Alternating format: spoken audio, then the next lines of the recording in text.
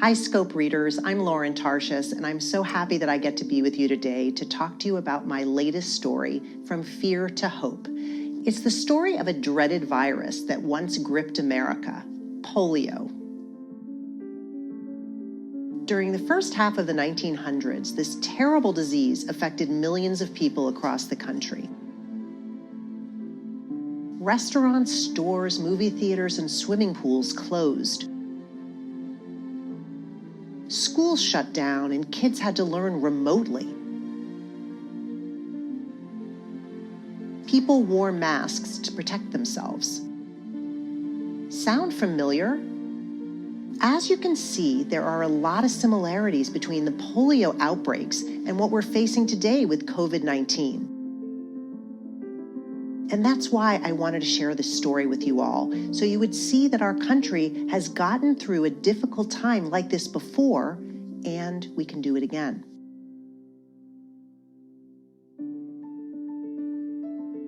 You might have noticed that many of my Scope articles are about people overcoming obstacles. Like Robert Ballard, who braved the dangers of the deep sea to find the Titanic, and the Arctic explorer Matthew Henson, who faced discrimination, and the people of Paradise, California, who came together to rebuild their town after it was destroyed in a wildfire. I like writing these kinds of stories because of what they can tell us about how to face our own challenges with courage, determination, and kindness for one another. Often, I find such stories in books or news articles. But the idea for my polio story came from my own grandmother, Jenny. She used to tell me about her young cousin Dolly, who survived a serious case of polio. My grandmother's stories helped bring me back to that frightening time, to understand the fear and uncertainty that people like Dolly and her family must have felt. And when COVID-19 broke out, I was able to make connections between then and now. I think you might be surprised by how many people in your own life have important stories to share. Maybe your great uncle faced prejudice during a time of segregation. Maybe your next door neighbor fought in World War II.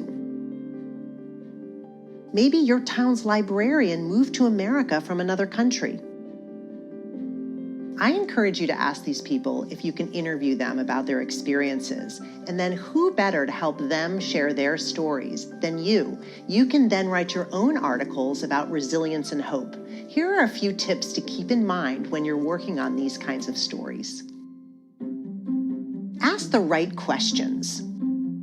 Yes or no questions might help you learn basic facts, but they're not going to help you understand what it was actually like to go through an experience. So make sure you ask questions that prompt the person you're interviewing, your subject, to give you specific details.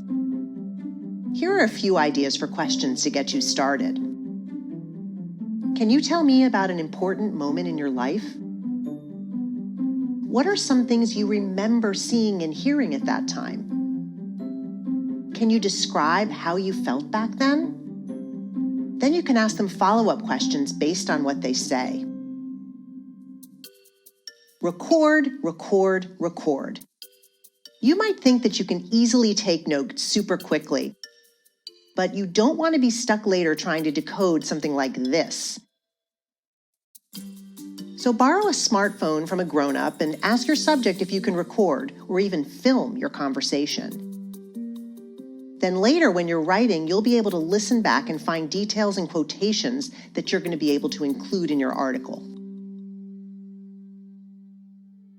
Fill in the gaps. Unless your subject has a perfect memory, they're probably not going to remember everything. So you're going to want to do some extra research to add context to your story. For my polio story, I read many books and articles. But one of my favorite parts of the research process was looking at primary sources, materials like photos, video footage, letters, and diary entries that were created during the time of the polio outbreaks. Along with conversations with my grandmother, these kinds of sources help me paint a picture in my mind of what this time was like so I could share it with you.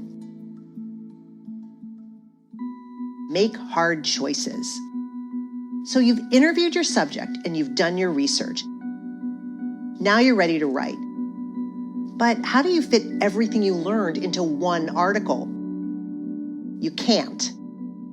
So you're going to have to make some tough choices about what to include and what to leave out. And to do that, you have to decide on a main purpose of your story.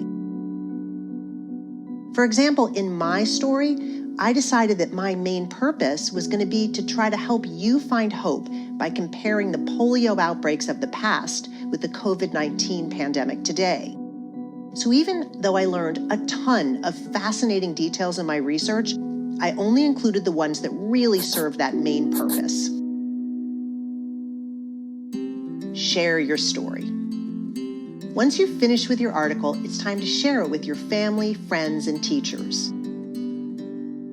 And I hope you'll share it with me and the rest of the Scope team. Ask an adult to help you send your story to Scope.